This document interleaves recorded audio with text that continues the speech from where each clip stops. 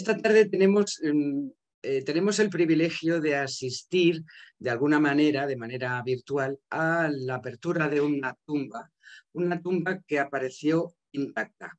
Tanto es una joya, porque siempre hablamos la tumba intacta, siempre recordamos a Tutankamón. Pero claro, Tutankamón era un rey, los objetos que había en su tumba eran los objetos de un rey. Pero este personaje de la tumba que veremos hoy, que es el arquitecto, se escribe K, pero esto es una convención de los ingleses que como no tienen sonido J, lo escriben con KH. Nosotros le llamamos Ja, aunque pueda sonar un poquito extraño, pero en realidad le llamamos Ja siempre. Bueno, pues la tumba de este señor era arquitecto del rey, o sea, era un personaje importante. Y bueno, pues ahora les contaré la estrategia que él siguió para que su tumba permaneciera intacta. Y lo consiguió. Es una tumba que permaneció intacta con todos sus objetos y todo su ajuar funerario intacto. Y entonces nos da mucha información sobre cómo vivían, si no la gente del pueblo, por lo menos gente que no era de la realeza. ¿Puedo pasar esto? Yo, si alguna persona está interesada en este tema de las tumbas privadas, particularmente del Reino Nuevo, que es a la época en la que pertenece nuestro personaje de hoy, yo le recomiendo este libro. Este libro está escrito por una compañera y es un libro de consulta maravilloso para poder profundizar y saber exactamente lo que hay en cada tumba. Se llama Tumbas privadas del Reino Nuevo. Está escrito por Cristina Pino, muy amiga mía, y lo pueden encontrar en Amazon. Pero vamos, dicho esto, vamos a ponernos en situación y vamos a poner a nuestro personaje donde vivía. Este poblado que les muestro aquí como una especie de plano, porque como ven solamente quedan los cimientos de las casas y se ve claramente que es como si fuera el plano de un pequeño pueblo. Pues esta población se llama en la actualidad Deir el Medina, que traducido quiere decir el convento de la ciudad. No sabemos, el nombre árabe antiguo le llamaban simplemente el pueblo, le llamaban Pademi, simplemente el pueblo. Bien, pues los hombres que durante 450 años construyeron estas maravillosas tumbas reales vivían en este pueblo. Este pueblo se construyó a propósito, estaba situado en un valle aislado en la orilla occidental del Nilo, es decir, en la parte la ciudad de los muertos, por así decir, en la zona de tumbas, porque toda la vida se vivía en la parte oriental y se enterraban en la orilla izquierda del Nilo, en la orilla occidental. Entonces, bueno, le llaman convento de la ciudad porque aquí parece ser que hubo un monasterio que se construyó sobre un edificio faraónico. Pero bueno, pues a lo que vamos, los habitantes de este poblado eran una élite de obreros especializados, en su mayoría, digamos. Es decir, sabían escribir, lo que supone que no solo se han encontrado numerosos testimonios físicos de cultura material, sino también muchos documentos escritos, luego les diré dónde. Seguramente fue el faraón Tutmosis I el que fundó este asentamiento, puesto que él fue también el primero que se enterró en el lugar que conocemos como el Valle de los Reyes. El gran crecimiento del poblado desde el reinado de Horemheb y de los reinados de Seti I y Ramsés II ha dejado muy en segundo plano la información que tenemos sobre los obreros que vivieron allí durante la dinastía XVIII, porque mayormente este pueblo se expandió en la dinastía XIX. Pero bueno, el caso es que nuestro personaje vivió en la dinastía XVIII. Ahora veremos quién fue y en qué reinados vivió. En este poblado residían dos tipos de personas, los que vivían dentro de la muralla y los que vivían fuera. Los que vivían dentro, digamos que eran los artesanos especializados, pintores, canteros, escultores, etcétera. Mientras que los que vivían fuera eran los encargados de suministrar los productos a los que vivían dentro, porque en esa zona es una zona totalmente árida, como pueden ustedes ver en la imagen, y allí no crecía nada, es decir, dependían de esta gente de fuera para que les llevaran los alimentos. Las verduras, incluso el agua tenían que llevarles las verduras, la carne, el pescado, toda la comida y todos los suministros se los tenían que traer los de fuera. Generalmente se les llama a estos obreros de Deir el Medina, se les suele llamar los servidores del lugar de la verdad. El nombre en egipcio sería Setem As Emsetmat, que, ya digo, siempre se ha traducido como servidores del lugar de la verdad. A este lugar sí que se le llamaba el lugar de la verdad, pero el término de servidores está un poquito, no tiene nada que ver con la esclavitud ni con la servidumbre ni nada por el estilo. Lo que quiere decir, la traducción verdadera tendría que ser el que atiende la llamada, la sede de Maat. Maat era la diosa de la justicia y de la verdad. Por tanto, más que un título de una persona que estaba al servicio de otra, estos obreros eran considerados como las personas dignas de confianza por parte del rey, porque ellos sabían dónde estaba el lugar secreto, es decir, ellos sabían dónde estaba la tumba del rey. Por tanto, los faraones depositaban su confianza en esta gente. Eran gente, por tanto, muy considerada. Este es el pueblo, en el pueblo residía la gente, en unas casitas todas que nos dan mucha información sobre cómo vivían, luego hay una especie de calzada y todo esto que vemos por aquí son las tumbas que se enterraban, según el personaje fuera más importante, se enterraban más arriba. Bueno, pues aquí tenemos una imagen de nuestro Ja, escriba y arquitecto real. Vivió ni más ni menos que durante los reinados de Amenhotep II, de Tutmosis IV, de Amenhotep III y se puede pensar que también en la época de Ajenatón. Los principales títulos, ya se lo he puesto aquí, es escriba y arquitecto real. Aunque no sabemos nada de su vida, los objetos que aparecieron en su tumba nos dan idea de que era una persona de elevada posición social, porque todo el mobiliario que ha aparecido enterrado sugiere que sus herederos no necesitaban los muebles, ni las ropas, ni todo lo que tiene ahí enterrado, que son alrededor de 500 objetos. Tenemos que tener en cuenta que la gente sí, los reyes sí que se llevaban un ajuar a la tumba, pero la gente normal, pues los objetos no tenían por qué llevarse las mesas, ni las sillas, ni las camas al más allá, es decir, lo disfrutaban sus herederos. Lo cual quiere decir que él pudo llevarse todos sus objetos a la tumba sin que sus herederos se echasen de menos los objetos que se llevó. La tumba también por las cosas encontradas también nos da idea de que Ja debía tener los dientes muy comidos, no debía tener ya casi dientes porque las comidas que había estaban todas como muy pulverizadas. Entonces, esto era bastante frecuente en el Antiguo Egipto porque con la comida también comían gran cantidad de arena y esto de alguna manera limaba los dientes. Pero vamos, también había mucha cantidad de comida, había panes, uvas, dátiles, sal, cominos, trenzas de ajos, bayas de enebro, en fin, ahí hemos encontrado muchas cosas que veremos después. Ya les he dicho que tenían unos 500 objetos dentro de la tumba, algunos de ellos regalos del rey, lo cual nos da idea de que esta familia vivía sin privaciones de ningún tipo. Aquí en este plano cenital que vemos, aquí estamos viendo el poblado del que les hablé, el poblado de Deir el Medina, como un plano de una ciudad. Aquí estaría la zona de tumbas, aquí habría un templo tolemaico y aquí, digamos que en el tercer piso de Deir el Medina, el tercer piso de tumbas, es decir, la zona más noble, estaría la tumba de Ja, que sería la tumba tebana número 8.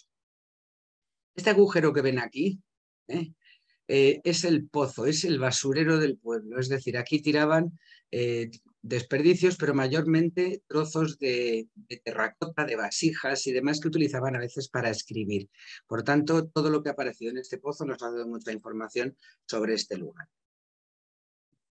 Pues en la imagen que les muestro ahora, el templo que hemos visto quedaría a nuestra derecha y esta calzadita que sube por aquí, las cuestas son bastante empinadas, nos llevarían a la capilla y la tumba de Ja, que estarían en esta zona de aquí, en la parte alta de. Bien, pues este señor tuvo la gran idea.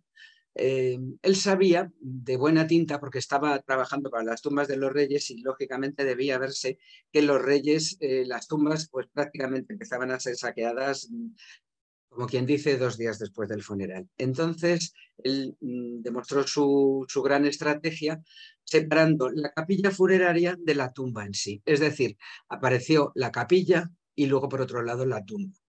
tanto, no es una tumba al uso que suelen tener el enterramiento. Puede haber un patio con el enterramiento en un foso, etc. Hizo una capilla en la que no había nadie, no se enterró nadie, y luego después la tumba a unos 25 metros o así en la colina de enfrente. Esta sería la entrada a la capilla según apareció.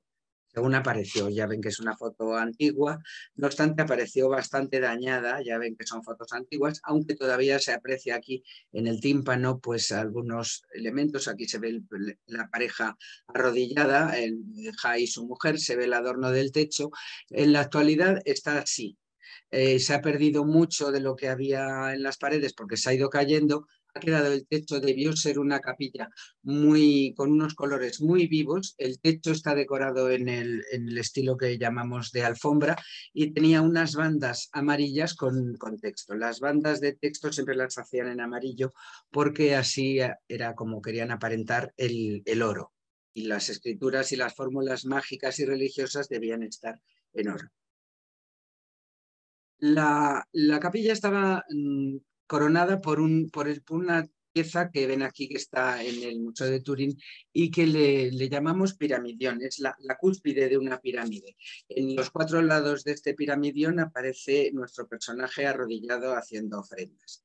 Estaba coronada por este pequeño piramidión, pero ya les digo, ni la capilla ni la tumba son visitables en la actualidad. La capilla porque está muy dañada y la tumba porque no tiene decoración. Me atrevería a decir que ni falta que le hace, porque con lo que había dentro tenemos suficiente para maravillarnos sin necesidad de pinturas en las paredes.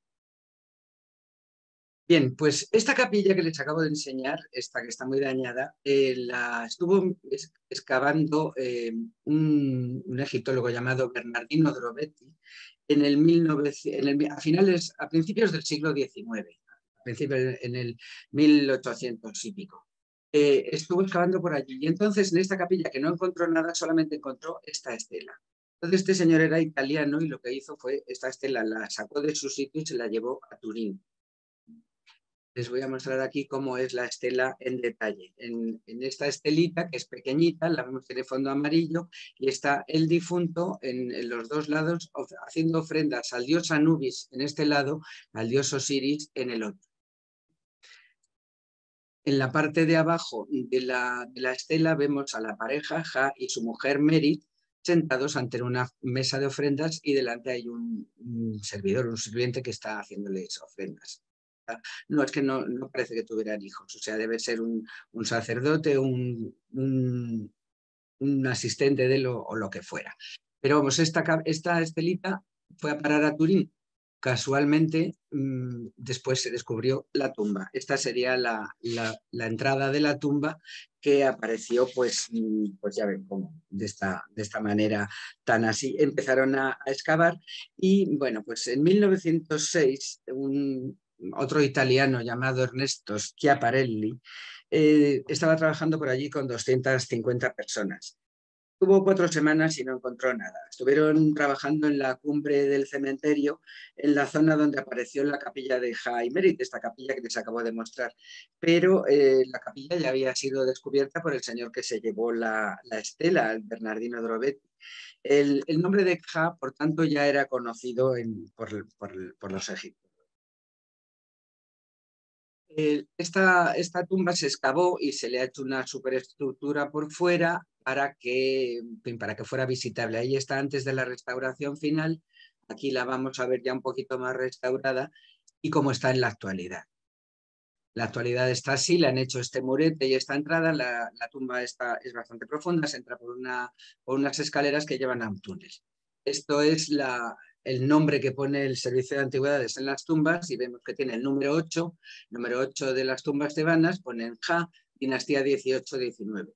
Les suelen poner estas verjas de hierro y les suelen poner esta tela metálica que protege, pero como vemos por aquí arriba, protege no demasiado. Bien, pues como digo, la tumba no aparecía porque no estaba cerca de la capilla.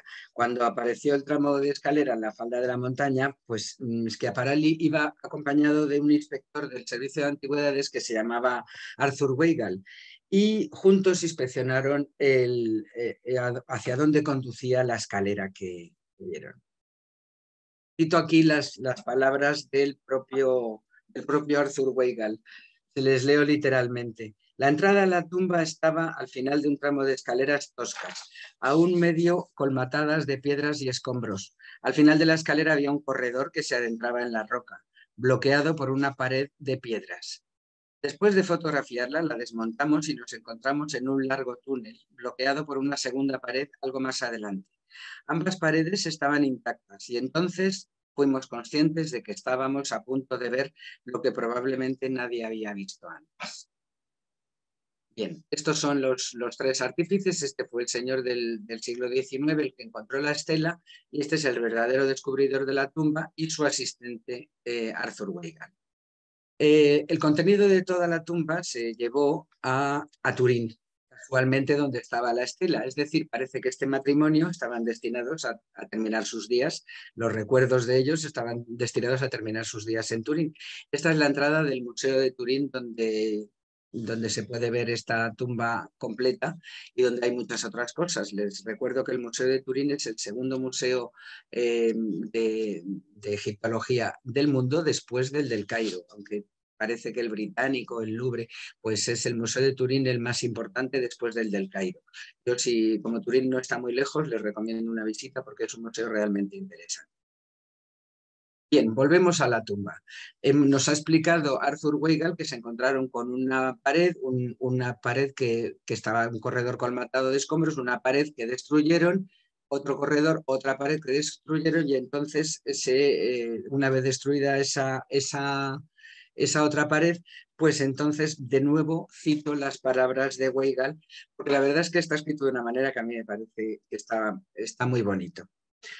Dice, la madera aún conservaba el color suave de recién hecha y el aspecto era el de haber sido colocada el día anterior. Un pesado pestillo cerraba la puerta con un ingenioso sistema. Un tirador de bronce a un lado de la puerta estaba conectado por un muelle a un pomo de madera embutido en la mampostería del marco. El muelle estaba cuidadosamente sellado con un pegote de arcilla con la impronta de la necrópolis.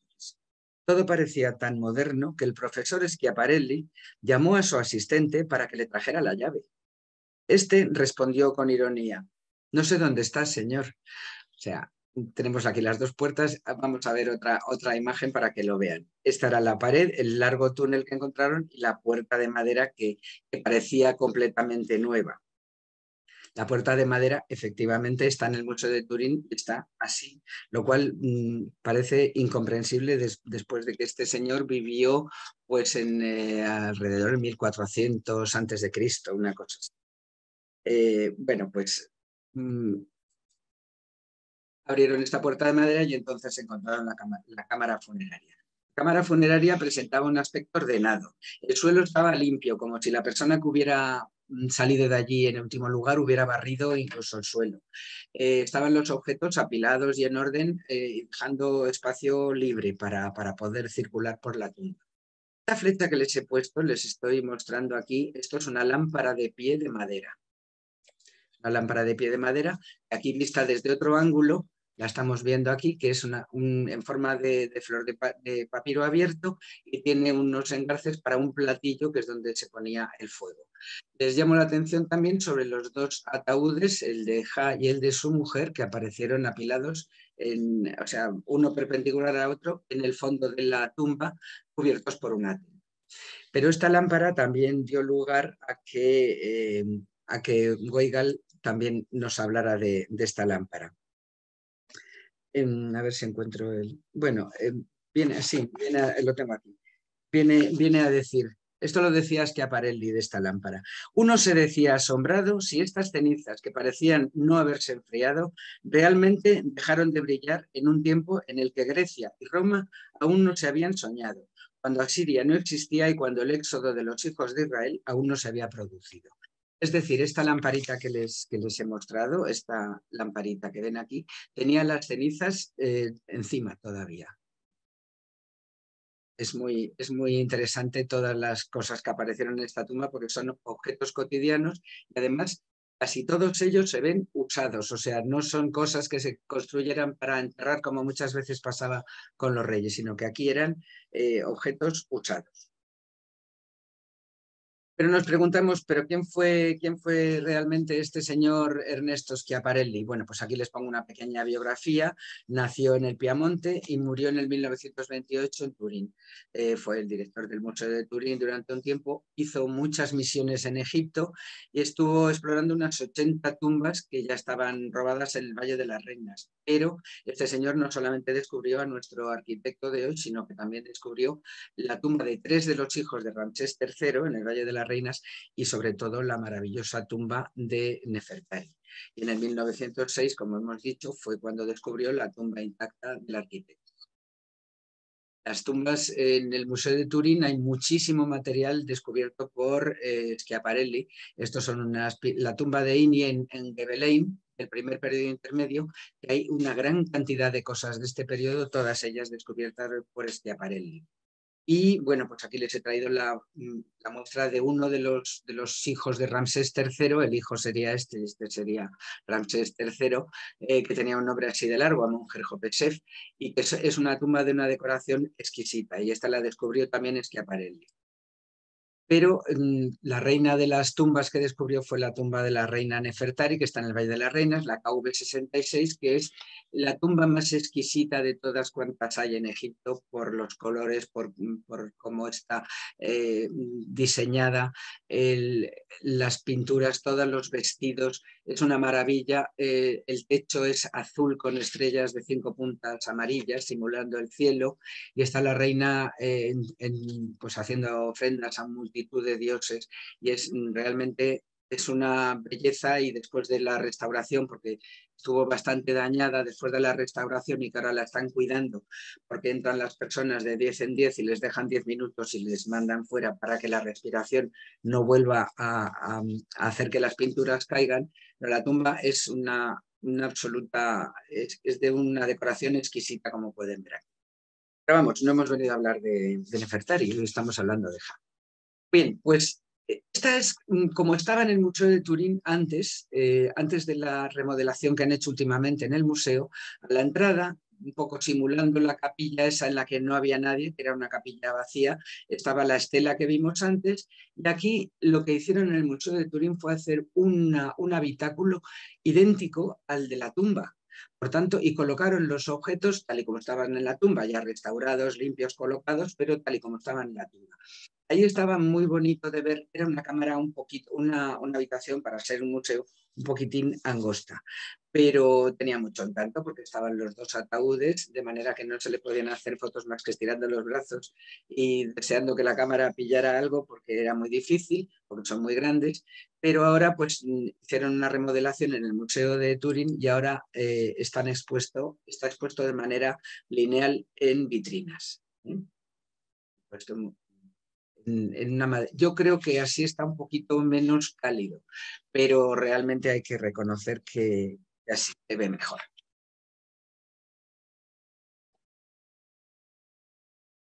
Bien, vamos a ver qué contenía.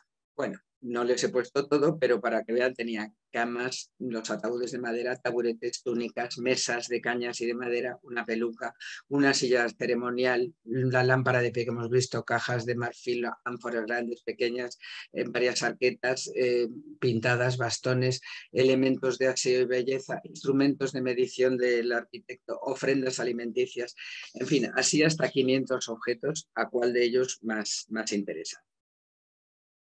Vamos a empezar viendo los ataúdes. Este sería el el ataúd exterior del arquitecto Ja.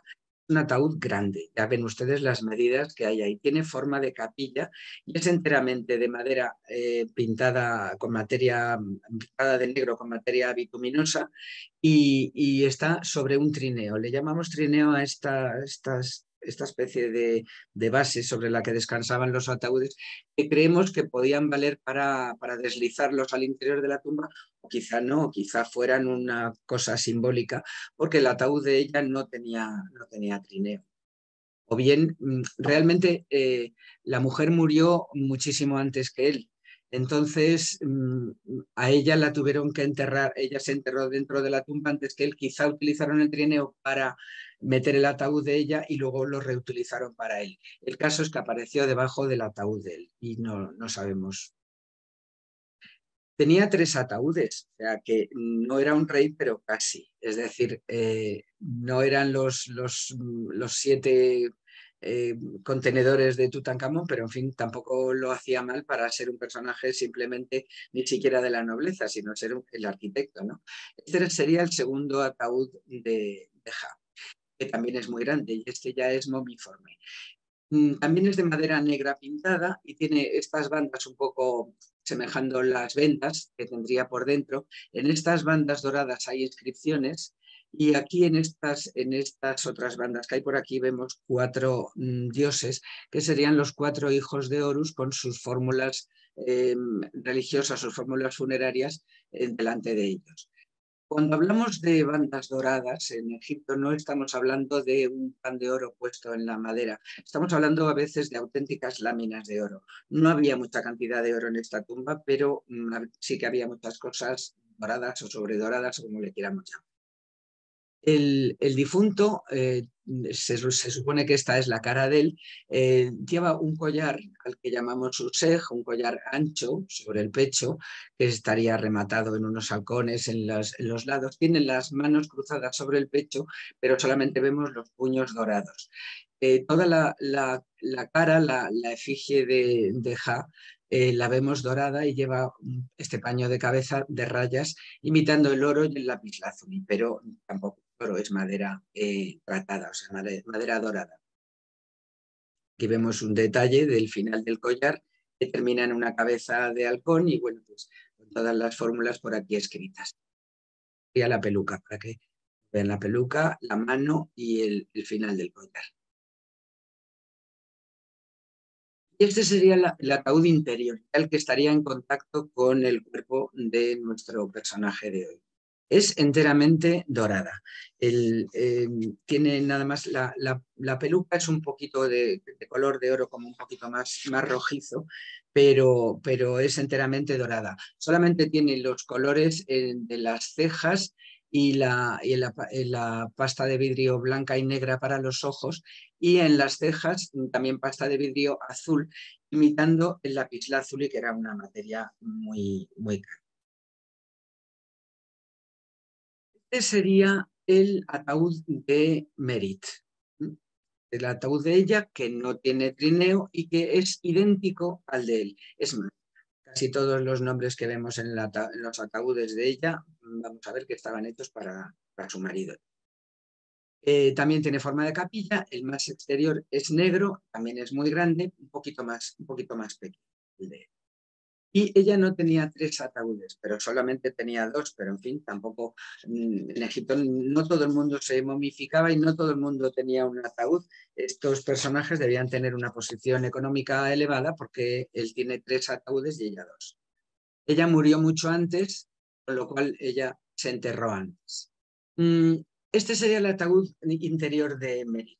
¿Qué pasa? Él tenía un ataúd, el ataúd negro grande, el intermedio que también era negro con aquellas bandas imitando las vendas, pero ella solamente tenía 2. Entonces ha combinado los 2 estilos del otro ataúd, es decir, por abajo es negro con las mismas bandas que vimos en el anterior y la tapa es dorada como en el ataúd interior de su marido. La tapa es enteramente dorada y la cuba del sarcófago es de madera negra con estas bandas doradas. Esta sería la efigie de ella, que una vez más pues, es toda dorada y solamente tiene la pasta de vidrio blanca y negra para los ojos y las cejas y los párpados imitando el lapislázuli. Ya les he dicho muchas veces que vemos que siempre ponían las cejas, los párpados y en el caso de los faraones las barbas postizas, las ponían azules porque cuando se morían se convertían en dioses y los dioses tenían el pelo azul. Era una peculiaridad de los dioses, por eso siempre vemos que los contornos de los ojos siempre están y las cejas siempre son azules. La imagen de la efigie de Merit, que como vemos pues ha perdido gran parte de esta incrustación de pasta de vidrio. Ya les hemos dicho que Merit murió mucho antes y debió utilizar el ataúd de él. ¿Por qué lo sabemos esto? Porque ella debía ser una mujer muy menuda. Entonces no llenaba el ataúd de ninguna de las maneras. Entonces el ataúd apareció como acolchado, como calzado para que no rodara en el transporte cuando la llevaron a la tumba. Estaba calzada para mantener la momia en su sitio, porque como vemos le sobra medio metro fácilmente, ¿no? A esta mujer que debía ser muy menudita. De hecho, cuando encontraron la momia estaba de lado. Y todas las inscripciones que hay en el ataúd de ella son para el marido. Esta señora tenía además una máscara funeraria. Como vemos, no es la máscara de Tutankamón ni es la máscara de Susan, es una máscara mucho más tosca. Es un cartonaje pintado, un cartonaje que se hacía con estuco sobre una especie de tela y le ponían estuco y luego lo pintaban encima. Entonces, pues lo que pasa que sí, el tener una máscara, un personaje no real, pues es curioso, ¿no? Eh, Aquí Schiaparelli dice que la vista de esta máscara que les inquietó un poquito, porque les puso un poquito delante de lo que estaban, les dio la sensación de intrusismo en la tumba. Esa ligera, los ojos ligeramente vueltos hacia arriba, daban un poco la sensación de que esta mujer estaba implorando, dejadnos en paz, ¿no? Él dice que se sintió un poquito culpable porque le daba la sensación de estar molestando el descanso eterno de esta mujer. La máscara es un tanto inquietante, verdaderamente. Vamos a ver las momias. Claro, tenemos la tumba intacta, con sarcófagos, momias y todos sus objetos. Esta sería la radiografía de la momia, de parte de la momia de Ja. Lo vemos que lleva unos grandes pendientes. Lo de los dientes demasiado desgastados no se lo puedo asegurar porque no soy médico y no soy capaz de saberlo. Lo que sí vemos es que tiene un collar de los llamados Sebiu. Estos collares estaban hechos, los más antiguos se acordarán de aquellas monedas de 25 pesetas, incluso los muy, muy antiguos se acordarán de aquellas monedas de 2 reales que tenían un agujerito en el medio. Bueno, pues es un collar que se hacía de discos por un agujero en medio y por el que pasaba el hilo. Este collar normalmente era un collar que otorgaban los reyes por méritos que habían hecho sus súbditos. Generalmente cuando era un personaje de mucha importancia, estos collares eran de discos de oro. Excuso decirles lo que debían pesar. Bueno, pues esto vemos la momia de Ja y vemos que en el pecho, aquí seguimos viendo este collar de discos y vemos que lleva un colgante con un escarabajo. Las vísceras de Ja no se momificaron, pero se metieron dentro del ataúd. Quiero decir que no aparecieron vasos canopos en la tumba de Ja y de Mary. La momia de ella la vemos con un collar ancho, otro collar useg, de estos collares anchos. También ella lleva pendientes. Aquí en la radiografía lateral vemos los dos pendientes y vemos aquí un anillo que estaba fuera de su sitio. Ignoramos por qué quedó fuera de su sitio, pero la momia nos revela que esta mujer debió morir con alrededor de unos 30 años o así, mientras que él vivió bastante más. Hay quien dice que estas momias fueron maltratadas, o sea, que no fueron embalsamadas correctamente. Los últimos análisis indican que sí, que fueron embalsamadas y que fueron bien embalsamadas porque han aparecido sustancias antibacterianas y antisépticas y antiinsectos. Es decir, que a pesar de que esto eran materiales caros, fueron momificados debidamente. Como vemos, el collar de ella, la momia de Merit no se ha desvendado nunca, por tanto este collar no lo hemos visto nunca al natural, pero debía ser un collar realmente importante para juzgar por la cantidad de vueltas y por la anchura que tiene. Bien, vamos a ver las camas. Hemos hablado antes de esa puerta de madera al final del túnel. Esta sería la puerta de madera al final del túnel. ¿Qué pasó? Que como la mujer había muerto antes y tuvieron que meter el ataúd de él también dentro de la cámara funeraria, pues hubo algo que se tuvo que quedar fuera, hubo cosas que se tuvieron que quedar fuera. Entre ellas, lo que se quedó fuera fue la cama de Ja. La cama de Ja se tuvo que quedar en el corredor porque ya no había espacio en la tumba para la cama. Ahora vamos a verla mejor, pero quiero que se fijen en este mueblecito de aquí, que luego volveremos a hablar. Bueno, pues esta es la cama de Jaya una vez expuesta en el museo. La cama, contra todo lo que pudiera parecer, esto no es el cabecero. El cabecero está aquí. Las camas egipcias lo que tenían era los pies elevados, la cabecera no. La cama es un bastidor de madera con las patas en forma de patas de felino sobre unos cilindros y todo el bastidor está con agujeritos por lo que pasaban unas fibras que trenzaban a modo de somier. También hay unos travesaños de madera para evitar que si las fibras cedían, pues el ocupante de la cama cayera al suelo, ¿no? Y este es el reposacabezas de Ja. Las dos camas eran prácticamente iguales. Esta es la cama de ella, esta se ve un poquito más clarita de color, pero eran las dos blancas. Las dos con las patas de felino reposando sobre unos cilindros. La cama de ella apareció con algo de ropa y el reposacabezas de ella está como almohadillado, tiene unas telas envolviéndolo, lo cual suponemos que le daría mayor, no sé cómo llamarlo, confort, pero la verdad es que es muy difícil pensar que un artilugio como estos reposacabezas puedan dar confort a nadie. Yo no creo que nadie pudiera dormir en ellos, pero en fin, siempre hay reposacabezas, lo cual quiere decir que era un elemento de uso cotidiano.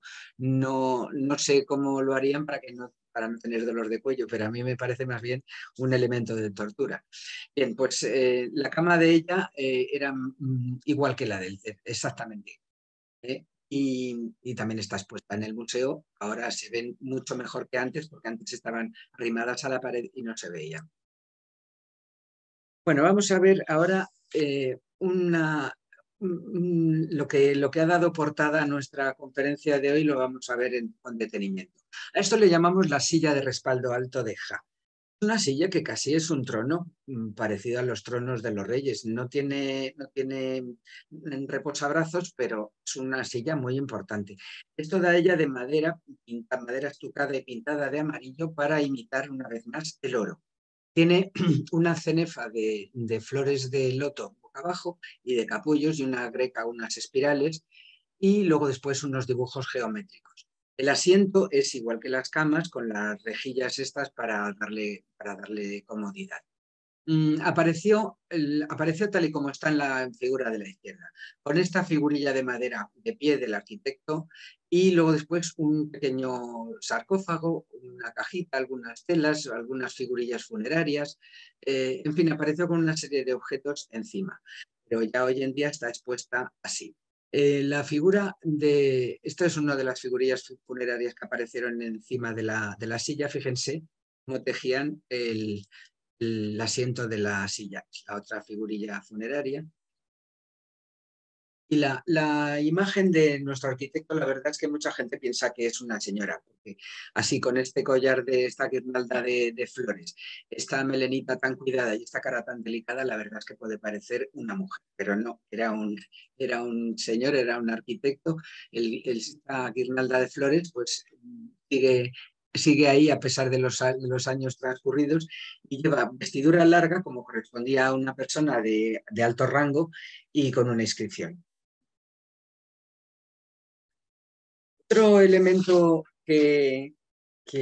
bueno, que es yo creo que la pieza más famosa de la tumba de Ja, es el cofre de belleza, la caja de maquillajes de Mary. Esta caja es una caja no muy grande, porque las son pequeñitas, una caja rectangular, con un dibujo de damero en un lado y una inscripción de dedicatoria, que se cerraba con una tapa a dos aguas y que se cerraba por medio de este pomo y unas cuerdas arriba y abajo se cerraba. Pero además tenía un doble fondo. Aquí vemos otro pequeño pomo que se levantaba a esta madera y debajo había más compartimentos para más pinturas. Vamos a verla bien porque tiene mucho. Esta sería la tapa, ¿ven? La tapa está decorada como un damero y esto está con figuras, con motivos geométricos y también flores y capullos. Y aquí vemos muy bien, muy claramente, el doble fondo de la tapa.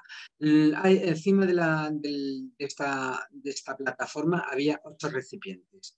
recipientes que decimos siempre que los de cuello estrecho serían para perfume, los de cuello ancho pues para cremas, ungüentos, etc. Y esto que vemos aquí tumbado es lo que llamamos una columnilla para alcohol, para hacerse la raya del ojo. Los materiales son de todo tipo, hay de alabastro, de calcita blanca, de fayenza, de pasta de vidrio e incluso hay uno que es de cuerno. Aquí alrededor vemos los peines, las horquillas para el pelo de Merit, etc. Fíjense en la delicadeza de estas vasijas. Este frasquito que hay aquí, con estas dos cabecitas de patos mirando hacia atrás, en este color amarillo tan precioso que, en fin, a mí me ha dicho gente experta en vidrio que este color amarillo no se ha vuelto a conseguir en el vidrio desde el Antiguo Egipto. El color amarillo solamente lo hay en el Antiguo Egipto. Y vemos de ónix, de fayenza, de alabastro y este que es de cuerno. Este elemento es muy extraño porque está hecho de cuerno, tiene una boca muy estrecha y además la particularidad que tiene una argolla como para colgarse y la particularidad que tiene es que esto que vemos aquí es la tapa que cerraría por debajo, es decir, tiene la base practicable. Esto nos puede dar pie a pensar que esto pudiera ser el molde de los conos de perfume. Ahora veremos lo que eran los conos de perfume. Aquí vemos más claramente los patitos, el color amarillo y vemos este frasquito para la pintura de ojos. Aquí vemos todos los frascos en despiece. Los estrechos siempre se cree que son de perfume y los anchos de crema. Estos serían de perfume, esto sería la columnilla para el cono. El cono de perfume era esto que se ponían encima de la cabeza. Parece ser que se hacía con cera y que se perfumaba. Y entonces esta vasija de cuerno, practicable por abajo, podría ser muy bien el molde de esta especie de flan que se ponían en la cabeza con la cera perfumada. Según las explicaciones que tenemos, se ponían este cono de perfume con el calor tanto de la cabeza como el calor ambiente. Esta cera iría desprendiendo el olor a perfume. Incluso muchas veces se ven los vestidos de las mujeres y de los hombres, porque los llevaban todos, con unas manchas amarillas que pudieran muy bien ser de cera derretida. Pero los conos de perfume es una cosa que no lo tenemos del todo claro. Pero lo positivo es que en las representaciones llevan eso en la cabeza y la forma de esta vasija pudiera muy bien cumplir ese cometido. Bien, este es el pomo que cerraría la tapa con la arqueta. Como ven, pues está bastante bien conservada, aunque bueno, se cree que un poquito un poquito de repintado sí que le dieron a la hora de pintar a Mary. Bueno, pues esto sería el alfiletero de Merit. Es decir, los alfileteros los hacían de huesos de pájaro, que los huesos de pájaro sabemos que son huecos, y ahí era donde metían las agujas. Este tiene incluso algo de hilo enhebrado. Solamente había un alfiletero, por tanto deducimos que a Merit le gustaba más maquillarse que coser. Una idea que tengo yo. Pero bueno, ya les digo que hay objetos de uso cotidiano para todos los gustos y es una delicia poder verlos físicamente después de tantos años. Esta sería la peluca de Merit. Una peluca que a simple vista, cuando la vemos en el museo, nos parece enorme. La verdad es que sí es larga, mide unos 52 centímetros, es decir, tiene una longitud de pelo importante. Esta peluca está hecha de mechones de pelo ondulado. Por detrás tendría 3 trenzas gruesas que caerían por la espalda y por delante 2 que enmarcarían la cara. Aquí vemos un poquito una. Vamos a verla de perfil, a ver si la vemos mejor. Sí, aquí vemos una de las trencitas de perfil. Era una peluca muy grande, pero ella, Mary, probablemente llevase el pelo o bien rapado, o más bien en una media melena, que era lo que solían llevar las mujeres allí. Entonces, para las ocasiones y para los ritos y para todo, se ponían siempre su peluca. Esta foto no es muy buena porque la he hecho yo y la verdad es que en los museos es muy difícil hacer fotos a través de los cristales, pero es para que vean ustedes el ondulado de la peluca. Está hecha de pelo natural. Posiblemente fuera una peluca de este tipo, o sea, una vez puesta quedará de esta manera. Esta es Meritija cuando en su libro de los muertos, en los papiros del libro de los muertos, que también lo ven. La peluca estaba en esta caja que tiene, bueno, pues tiene 1,11 m por 49 por 49. Es decir, es una caja grande porque la peluca estaba colocada sobre un soporte en una especie de pedestal. Cuando se descubrió la tumba, se habían caído algunas trenzas que estaban en el suelo de la caja, pero se pudieron restaurar y volver a colocar en su sitio. La caja de la peluca es enteramente pintada en amarillo y tiene esta dedicatoria que pone una ofrenda que hace Osiris para el Ka de Merit, justificada. Justificada es que ya había subido al cielo, por así decirlo, ¿no? Era la fórmula que ellos empleaban para decir gloriosa o que en gloria esté o algo parecido, ¿no?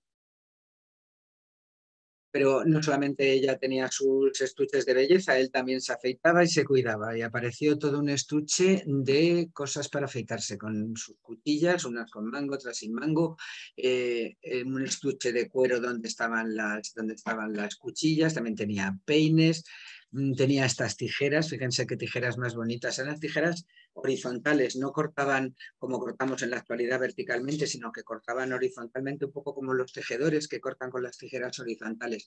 Y esta tenía un caballo como galopando en el estuche de sus paseos de afeitarse y demás. Vemos aquí peines, más elementos para horquillas para el pelo, etcétera. Los peines que están conservados maravillosamente bien. Los peines solían ser de madera. Y bueno, vamos a ver las vasijas. Vasijas tenemos de todo tipo. Las tenemos grandes, pequeñas, decoradas, sin decorar, de bronce, con asa, sin asa. Tenemos de todo tipo. Es impresionante la cantidad de vasijas que tenía. Por ejemplo, estas dos que ven aquí, esta lo que tiene arriba no es, esta parte de arriba está separada. Esto tiene de dentro, tiene unos agujeritos y es un filtro. Y esto es un colador también. A las de este tipo les llamamos sítulas, son como cuando éramos pequeños que íbamos por la leche con unas lecheritas, pues una especie de lecheritas. En fin, hay muchísimas vasijas, a cuál más interesante. Tenemos aquí esta por ejemplo, que es una ánfora de terracota normal, pero lo que tiene es un pie de bronce muy interesante y además que lo importante es que ha permanecido en la tumba, porque las tumbas en cuanto se violaban lo primero que se llevaban eran los metales eran muy apreciados, si era oro o plata mucho mejor, pero el bronce también les valía. Pues este pie de bronce, que al parecer era un regalo de un personaje llamado Utzerhat, está con su vasija dentro completamente intacto, tal y como... Y tenemos este otro recipiente que es una especie de cuenquito, un cuenco bajito, que según todo lo que dice aquí, es un regalo del rey Amenhotep III. Aquí lo pone Nematra, tiene el nombre y aquí pone para el Ka de Ja. Es decir, es un regalo del rey. Una tumba que tiene regalos del rey, pues es un personaje verdaderamente importante. Luego tienen muchos cuencos. Los cuencos estos de pasta de vidrio son muy bonitos, son escenas acuáticas y los pintan de azul para darle más la sensación de acuático. Pero vamos, que están en un estado que, en fin, me atrevería a decir que algunos de nosotros debemos tener los platos más descascarillados de lo que está este cuenco, que está casi perfecto. Y estos otros, pues qué les he de decir, también de pasta de vidrio azul, recubiertos de pasta de vidrio azul, con escenas acuáticas, con la diosa Hathor, aquí los lotos, en fin, tenía una vajilla muy completa. Y en cuanto a las ánforas, pues las tenía de todo tipo, pues unas servirían para vino, para aceite, para lo que fuera.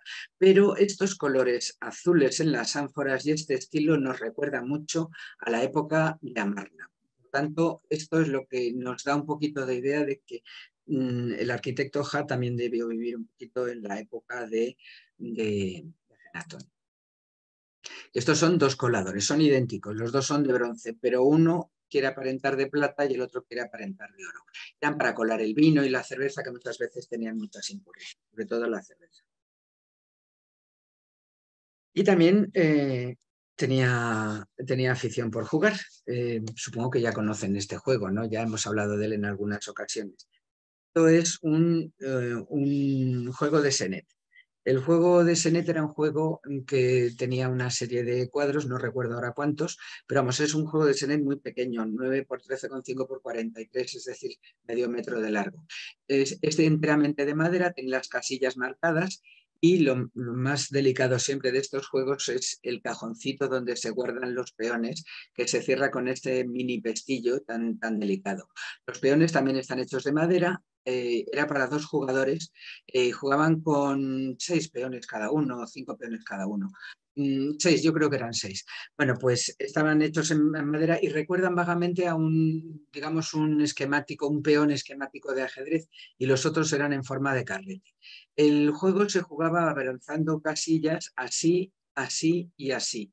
Es decir, no iban seguidas, sino que iban haciendo como una S, por así decirlo. Mejor dicho, estaban aquí, así, así y así. En algunas casillas había unas inscripciones, pues un poco como, si les digo, por ejemplo, como el juego de la oca, que eso que si caían de oca a oca o del laberinto al pozo y cosas así. O sea, había casillas buenas y casillas que te llevaban a volver a empezar o que te dejaban algún turno sin tirar. La numeración la sacaban tirando unos palillos que tenían una serie de muescas, y entonces según caían los palillos era el número que salía, es decir, que ya jugaban también a cosas. Les pido que se fijen en esta mesa porque la vamos a ver después. Vamos a ver un poquito más de cerca. Fíjense lo bien tallados que están los peones de este juego. Era un juego que las patitas que le vemos, o sea, algunos tienen patitas, pero siempre es para estar encima de la mesa. Nunca es una mesa enteramente. Es algo que se pone encima de la mesa.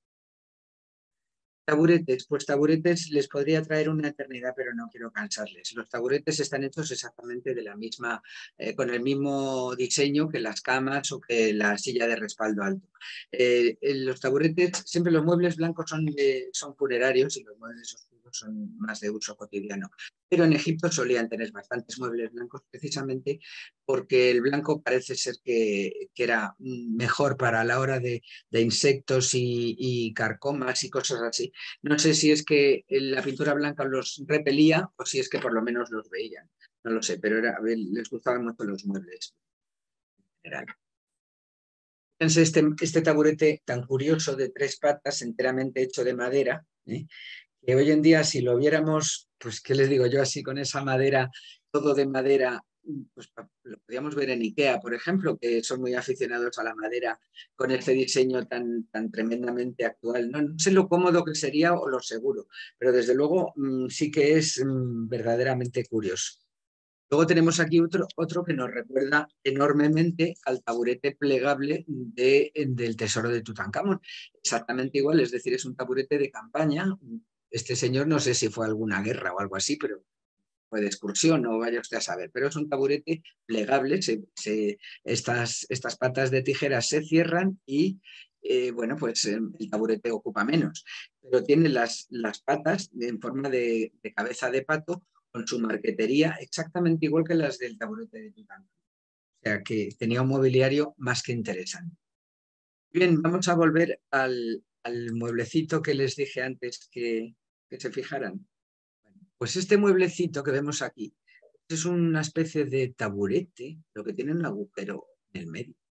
Yo creo que el propósito está claro. Aquí les muestro un dibujo porque no tengo foto en realidad. Yo creo que es un inodoro portátil, más ni más. Es decir, esto se debía colocar debajo de un recipiente con agua y, bueno, pues era la manera de no tener que estar, pues, no sé, en la calle. Y podemos estar viendo que en la tumba del arquitecto Ja tenían el primer inodoro portátil del antiguo Egipto. Bueno, les pedí antes que se fijaran en la mesa del Senet. Bueno, mesas había varias, casi todas ellas hechas de caña. La caña en Egipto es muy frecuente, entonces las cañas partidas por la mitad pues tienen una madera bastante dura, bastante consistente y ellos hacían sus muebles, fundamentalmente muebles, cestas, casi todo lo hacían de caña. Pero esta mesa no es de caña, esta mesa es una mesa muy pequeñita, pero es una mesa de madera. Pero no obstante, está hecho el diseño en la madera como si fuera caña. Es decir, de la misma manera que las columnas de los templos imitan los lotos o los papiros, aquí en esta mesa ha querido imitar una mesa de cañas. y que no es de caña, sino que es de madera, de auténtica madera maciza, pero que parece de caña. Incluso en esta mesa dijo, Schiaparelli dejó muy poca información, luego lo diré, pero dice, también de madera es la bonita mesa que parece un mueble de jardín. Mide no más de 33 centímetros de alto. Esa es toda la explicación que da de la mesa. Bueno, ahora luego hablaremos de lo que nos dejó escrito Schiaparelli. Y bueno, pues vamos a ver que estamos todo el tiempo hablando de que era arquitecto, de que era arquitecto, de que era arquitecto, no hemos visto nada que nos recuerda a un arquitecto. Bueno, aquí lo tenemos. En esta vitrina vemos aquí sus útiles de escriba, aquí otra paleta de escriba, aquí vemos un codo que era la medida estándar, por así decir. Ellos contaban en codos. El codo era lo que va desde el codo hasta el puño, que unos 52 centímetros. Después las subdivisiones eran los palmos, pero los palmos no eran como los nuestros, sino que eran 4 dedos juntos. Cada codo eran 5 palmos y luego después la otra medida era el dedo. Los dedos los contaban en vertical. Y este codo está recubierto de lámina de oro y también se lo regaló el rey. Mejor un elemento muy importante, pero el codo que él debía utilizar habitualmente era este, que era un codo plegable que tenía incluso su estuche de...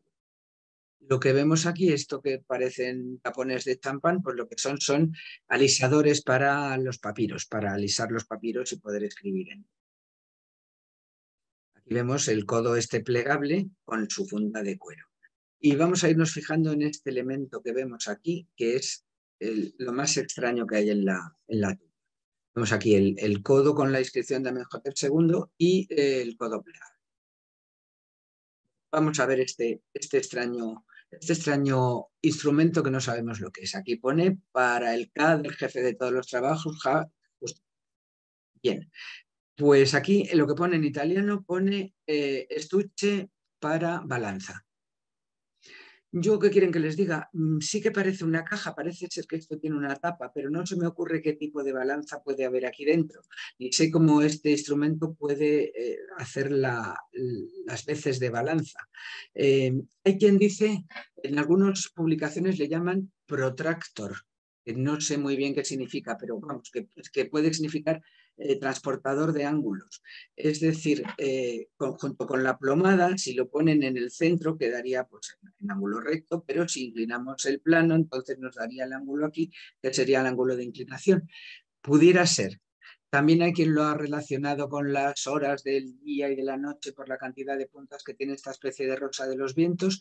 Yo ahí lo dejo para que si se ven con ánimos ustedes lo investiguen, porque hoy por hoy nadie ha dado una explicación convincente de lo que pueda ser este elemento. Pero estaba ahí con los instrumentos del arquitecto, pues era porque necesitaba. Bien, y toda persona de mando, como era Ja en este caso, pues tenía sus bastones de mando.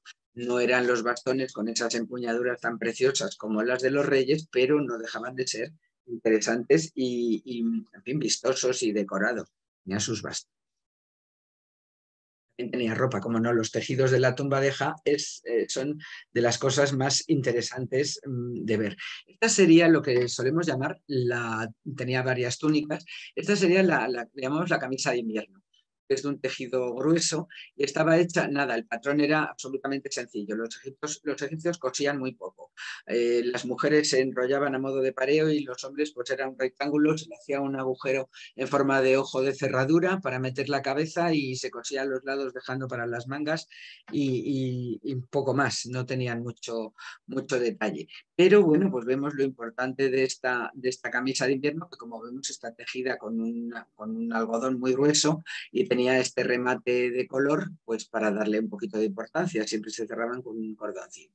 Pero esta era la camisa de invierno, pero también tenía la camisa de verano. Era una camisa de lino fino como cualquiera de las que nos ponemos en verano pues para ir a la playa, también cerrada con su cordoncito y simplemente el patrón era un ojo de cerradura y 2 agujeros para las manos.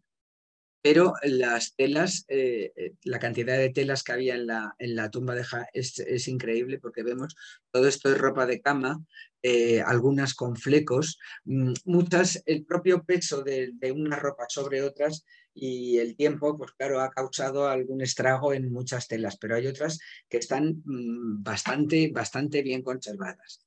Vamos a ver, fíjense esta pieza de tela, será una sábana o toalla o lo que sea, con esos flecos, es decir, que ya hacían cosas incluso con fantasía. Esto que vemos aquí es la marca de lavandería de Ja. Toda persona que llevaba su ropa a lavar y en Deir el Medina lo tenían que dar todos a lavar porque no tenían río cerca ni nada por el estilo, pero le tenían que dar la ropa al lavandero, que eran lavanderos, no eran lavanderas, eran hombres, porque parece ser que se defendían mejor de los cocodrilos. Entonces, tenían una marca especial las telas para que el lavandero supiera a quién debía devolvérselas. Este era digamos, el logotipo de nuestro arquitecto Ja. Pero aprovechando el acercamiento, nos fijamos en lo bien tejida que está en la tela. Incluso, además de los flecos, se permitían flecos con trenzas e incluso estampados. ¿Sí? Que estampados pues más curiosos en las telas. Bueno, arquetas ya hemos dicho que tenía de todos los tamaños, podría estarme hasta las 10 de la noche enseñándoles arquetas, pero les voy a enseñar algunas nada más para que vean la cantidad de diseños y de dibujos que tenía este señor de arquetas. Cuando hablamos de arquetas, ojo, no estamos hablando de arcones para meter ahí la ropa de cama ni nada por el estilo. Estamos hablando de arquetas, suelen ser bastante pequeñas, ¿sí? Son cajitas, por así decirlo. Pero fíjense qué belleza, todas ellas se cerraban con el sistema este del pomo y las cuerdecitas. No hay ninguna de tapa redonda, como hemos visto en el tesoro de Tutankamón, todas son con tapa a dos aguas o rectas incluso. Pero vamos a ver algunas para que vean la diversidad de diseños. Esta no tiene la tapa a dos aguas, pero tampoco es redonda, tiene la tapa plana y luego inclinado. Y aquí están todas las fórmulas, pues para el K del jefe, pues, bueno, siempre está el nombre de él, que es este, aquí está el nombre de él, Ja, y esto significa Majeru, que quiere decir que su voz es justa, no es que justa. Lo mismo, aquí tenemos la misma fórmula para el K de Ja, es pintada de blanco, no tiene más que las bandas estas amarillas con la inscripción y de nuevo el cierre es a base de los pomos y las cuerdecitas. Pero ven, las arquetas algunas son realmente pequeñas, son más grandes, pero son realmente pequeñas. Bueno, y esto se preguntarán ustedes qué es esto que hay aquí debajo. Pues esto es un saco hecho de una especie de rejilla hecha de cuerdas y lo que hay aquí dentro parece, si lo vemos así a simple vista, diríamos que es un saco de patatas, pero no había patatas en el antiguo Egipto. Entonces, esto lo que son frutos de la palmera dum. Había esta especie de saco lleno de frutos de la palmera, pero había muchísima comida. Aquí vemos semillas, vemos de dátiles, vemos aquí la comida está triturada, que pues un poco este señor a lo mejor comía en plan de hacerse cereales cocidos, avena o lo que fuera. Hay muchísimas, incluso esta tenía forma de estar envuelta como un poco como si fuera un regalo de alguien, ¿no? Pero hay muchísimas, aquí hay otra también envuelta, vemos aquí más semillas, y aquí debajo lo que vemos son hogazas de pan. Las hogazas de pan que las hacían redondas simplemente, y luego les hacían un agujero en medio, pues como se hacen muchas hogazas de pan hoy en día. Pero incluso algunas pues tenían formas extrañas, que porque lo cocían el pan, lo cocían pegándolo a las paredes del horno, que estaba caliente, y entonces cocía el pan. Hacían figuritas de pan, como un poco como lo que se hace hoy en día con las monas de Pascua. Aquí vemos una vaquita, un pan en forma de vaquita. Yo les pido perdón por la foto es mía y como es mía pues es así de mala, pero vamos, por lo menos se puede apreciar que es una vaquita un pan en forma de vaquita. Vemos de nuevo la inscripción para el jefe de todos los trabajos, Ja. ¿Qué les voy a contar de las cestas? Fíjense ustedes esta cesta que la vemos en una tienda, yo qué sé, de regalos o en una cestería hoy en día y la podemos comprar. Está absolutamente impecable. Fíjense qué maravilla del el trabajo de las fibras de palma haciendo esta cesta con tapa, que bueno, o sea, realmente parece que estas cestas son de las que normalmente llamamos con las de las encantadores de serpientes, ¿no? Un poco pues para ir a pescar, pero fíjense cómo están las cestas de increíbles después de eso, ya digo, de que lleva 3.500 años, llevaba en la tumba. Hay algunas que no están tan bien, pero que igualmente tienen el mérito de haberse conservado absolutamente intactas. Claro, la sequedad de Egipto sirve para poder conservar estas cosas y si no entran los amigos de lo ajeno, pues tenemos las cosas. Joyas, pues joyas no había, para qué les voy a mentir? Joyas, digamos que los collares que llevaban puestos las momias, el anillo ese que aparecía suelto en los pendientes y estas dos pulseras de estos dos brazaletes de Fayenza. No había joyas. Realmente el poco oro que había era el del codo, el recubrimiento del cuenco que le regaló a Amenhotep III, un poco las bandas doradas del ataúd, pero vamos, no había cantidades de oro porque en realidad este señor pues no era un rey.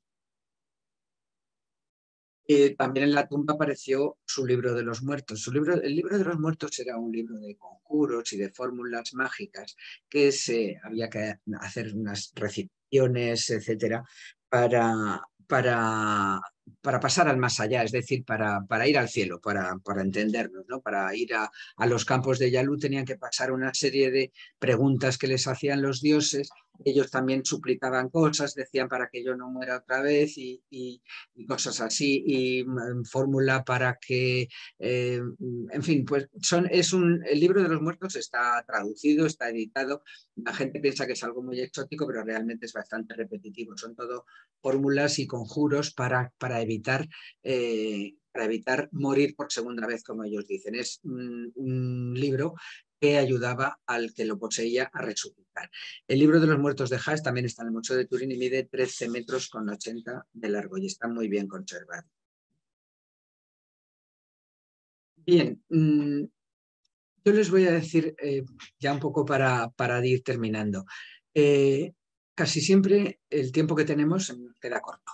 Queda corto porque a mí me gustaría haberles puesto, en lugar de 106 diapositivas, me gustaría haberles puesto 200, porque la verdad es que tenemos imágenes para poder poner esas y más. Yo les digo, si tienen interés en seguir viendo la tumba de High Merit, y entran en este enlace que les doy aquí, pero vamos, simplemente con que pongan este nombre y que pongan Ja y Merit, ya les va a salir. Este señor, este Hans Ollermann, tiene todas las colecciones de fotos, las tiene puestas en Flick. Posiblemente les suene lo que sea Flick. Es una de esas personas altruistas que no les importa compartir con los demás, no tiene ningún tipo de copyright las fotos, las pone ahí para que las utilice el que quiera y como quiera. Pero tiene unas colecciones impresionantes. Tiene fotos, o sea, tiene fotos de todas las colecciones egipcias del mundo y también de todos los monumentos y colecciones de pintura y escultura de todos los monumentos, pero él se le nota realmente enamorado de Egipto. De la tumba de Ja tiene 272 fotos, a cual más buena, quiero decir, él no sé cómo hace las fotos, si las hace con trípodes, si le abren las vitrinas, eso no les sabría decir, pero quiero decirles que si quieren seguir viendo fotos de la tumba de Ja, los van a encontrar aquí. Y bien, no nos queda más que bueno, recapitular y decir que bueno, pues es una pena que el señor Ernesto Schiaparelli, que descubrió estas tumbas tan maravillosas, fuera luego después un poquito laxo a la hora de poner las cosas en informes. Es decir, da unas pequeñas pinceladas de los objetos, pero contextualizados, es decir, sin decir dónde estaban, en qué posición aparecieron, con lo cual lo que nos ha quedado pues ha sido bastante poco. No ha dejado una información tan exhaustiva como la que dejó Howard Carter o lo que ha dejado Petrie en sus excavaciones, etcétera. Este señor pues fue muy buen egiptólogo, descubrió, como hemos dicho, más de 80 tumbas, pero pues a la hora de, digamos, de pasar a limpio, pues fue un poquito menos diligente.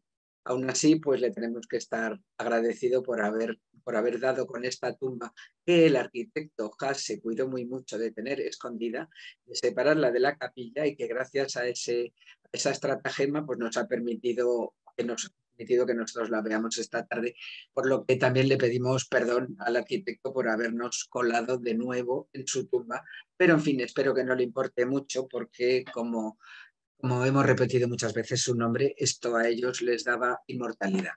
Y qué mejor que ponerle la oración que él mismo pone en su libro de los muertos, que dice: oh Madre Nu, tú que me cubres y ves que estoy colocado entre las estrellas imperecederas que hay en tu pecho, haz que yo no muera. Es decir, esto era lo que querían, los egipcios querían resucitar, es decir, querían no morir.